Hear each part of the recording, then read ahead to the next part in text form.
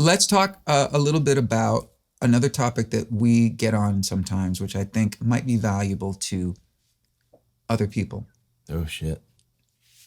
We are at a time when the creation of new music, writing songs, first of all, I don't know how many people watching and listening understand that when people like Matt Nathanson and Richard Marx and Matt Scannell, who was with us earlier, get an idea for a song, and then we finish that song, and then we decide we want people to hear that song, and we go and record that song, that there is a significant financial cost to that experience. Sure. Right?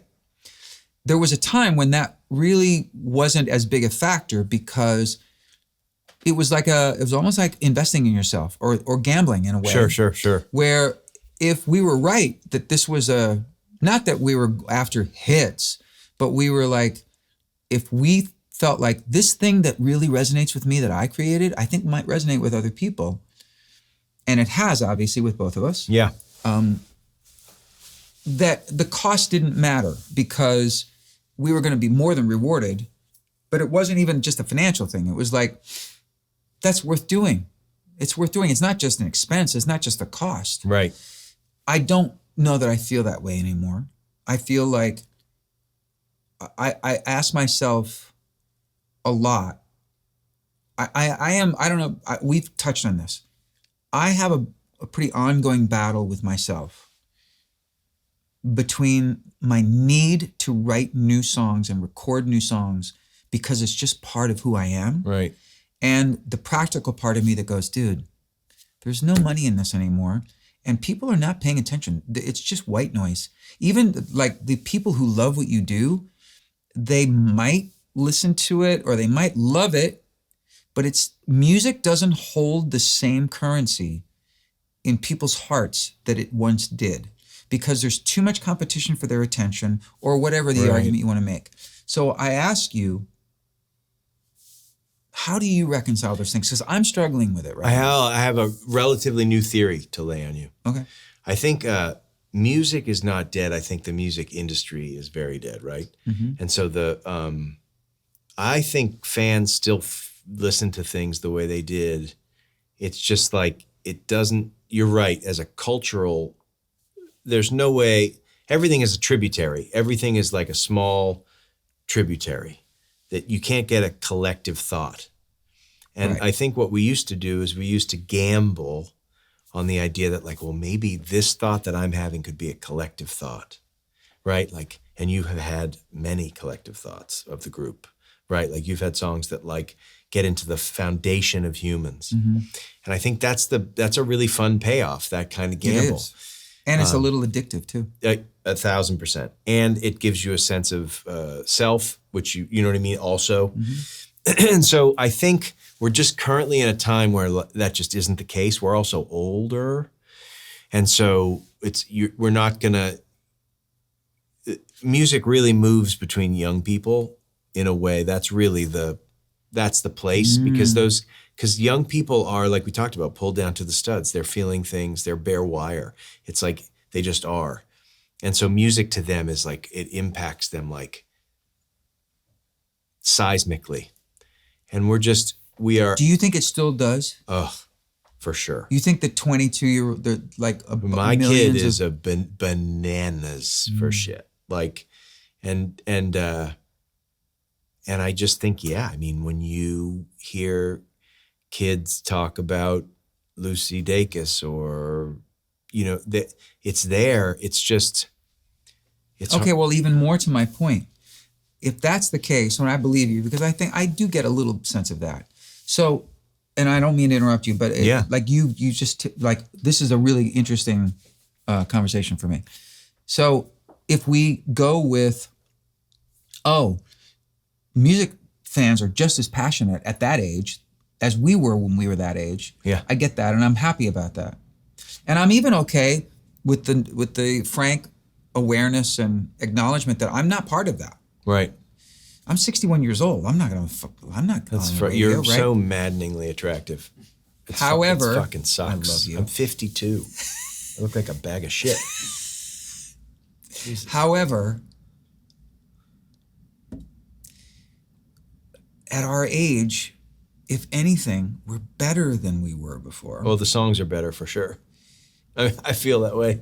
I think my So shit. what do we do with that? What do we do with the fact that, like, I can look at what you just said and go, yeah, you know what? You're probably right. Like, yeah, the music business is so fucked and it's so weird and so different and everything. But if there are people like your daughter and millions of others who are young, who are getting oxygen and nutrition just from like geeking out and listening to this song 17 and 18 and 19 times a day, Yeah. like we did, I love to know that.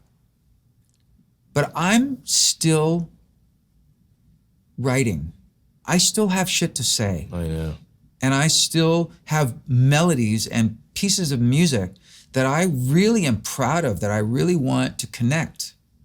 I know. It's maddening. And I go through this, and look, not to be a dick, but it's like, I don't need to do it anymore. It's not a need. Right.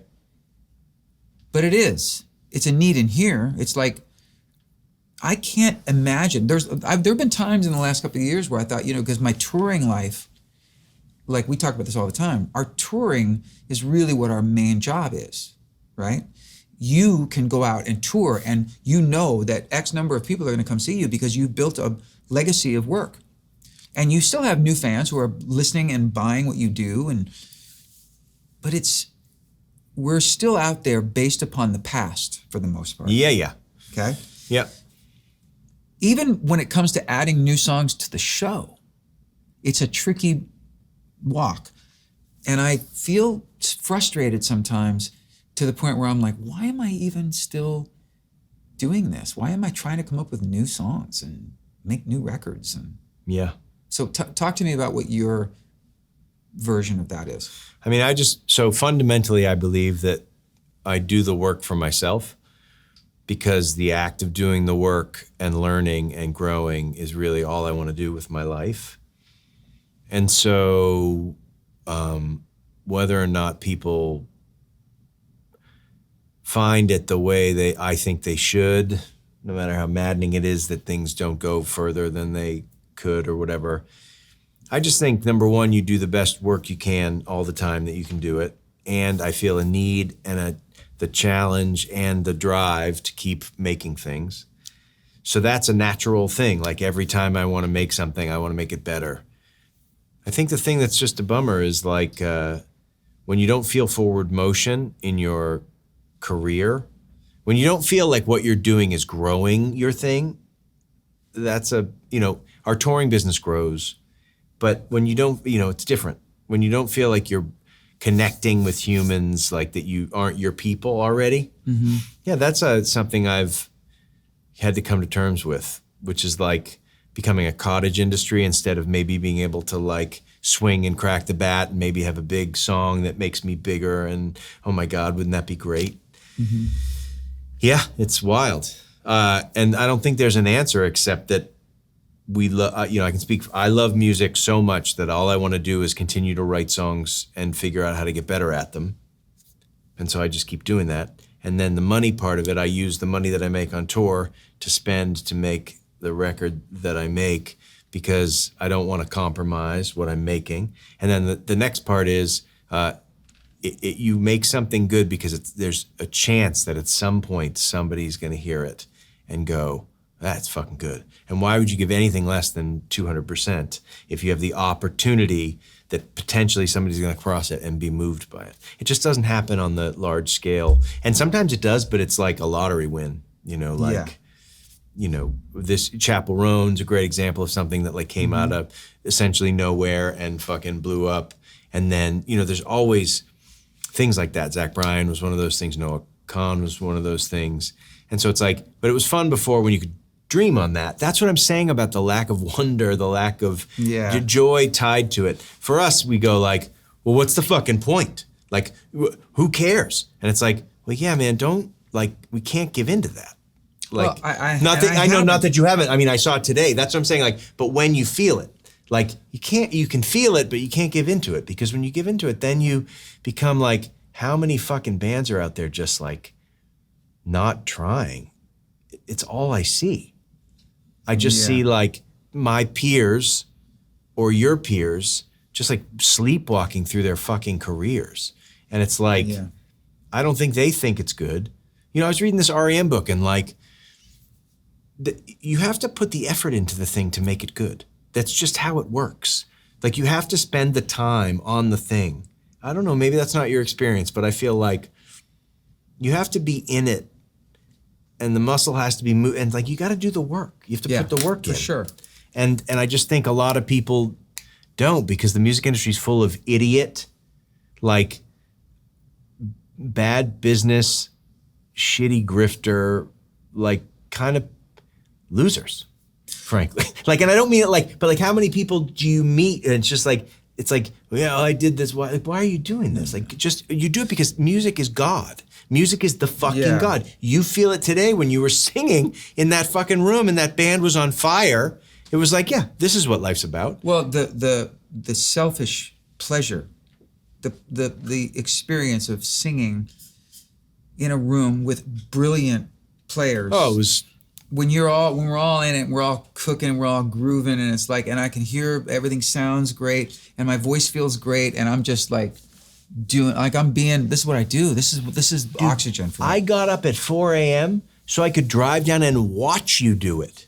But because it's fucking awesome. Like, that's my point, is like, somebody said to me, like, my buddy Dan texted me, he's in a band, big band, huge band, texted me, he's like, what are you doing? I'm like, I'm in the studio. My buddy is making a big band record and it's pretty fucking dope. And he goes, oh, that's a novel concept. You're at the studio. He's like, and I go, yeah, dude, I'm watching somebody else do something. It's fucking great.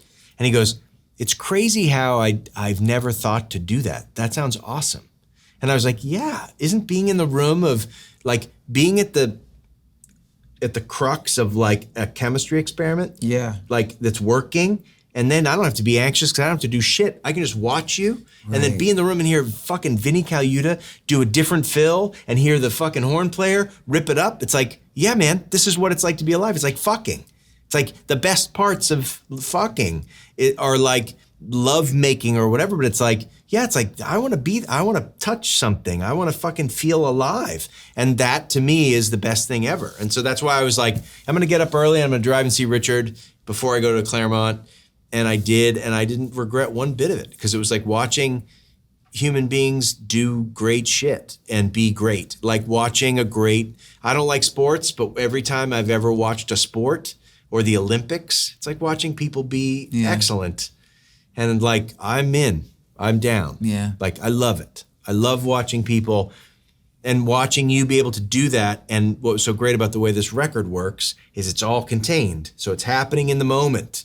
So it's like, there's nothing's going to happen tomorrow. And so it's like, so yeah, when it pops, it pops. And when the fucking horn player gets his underpants twisted because he's like, I tried really hard and now I'm not. And it's like, but it's like, who cares?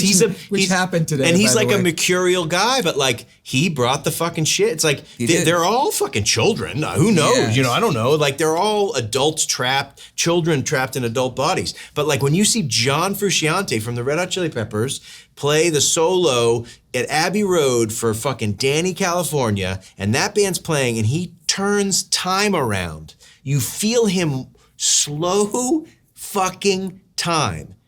I'm in. I just want to be in that moment. That's all I want.